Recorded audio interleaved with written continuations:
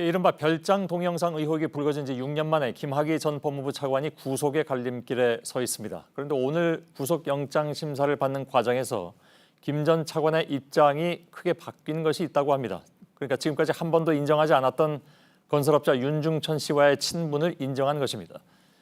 서울중앙지법에 나가 있는 취재기자를 연결하겠습니다. 김민관 기자, 김 전 차관이 윤중천 씨와의 친분을 인정했다는데 이게 이제 6년 만에 처음이라면서요? 네, 그렇습니다. 김 전 차관은 그동안 윤 씨와의 친분 자체를 부정해왔지만 이번에 처음으로 이 윤 씨와의 관계를 인정한 겁니다. 물론 변호인은 말을 바꾼 게 아니라 그동안 기억이 나지 않는다고 말했을 뿐이다 이렇게 말했지만 앞서 두 차례 검찰 조사에선 명확하게 윤 씨를 모르는 사람이다 이렇게 진술했습니다. 예. 그러면 이제 그동안에 주장해왔던 말이 다 거짓으로 비춰질 수도 있는데 이런 위험을 감수하고 친분을 인정한 이유는 뭐라고 봐야 될까요?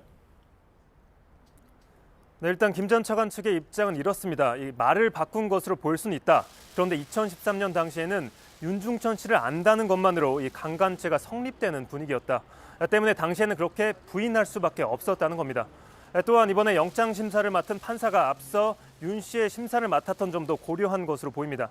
이미 사실관계를 파악하고 있는 판사 앞에서 이 객관적인 내용부터 부정한다면 오히려 해가 될 수 있다고 판단한 겁니다. 예. 그렇다고 해서 김 전 차관이 범죄 혐의에 대해서도 인정한 건 아니겠죠? 네, 그렇습니다. 김 전 차관은 이 1억 6천만 원에 달하는 뇌물 혐의를 모두 부인했습니다. 특히 성범죄 피해를 주장하는 여성이 갚아야 할 돈 1억 원을 이 윤 씨에게 받지 말라고 종용한 혐의에 대해서는 청탁이 없었던 만큼 문제도 없다고 주장했다고 합니다. 예.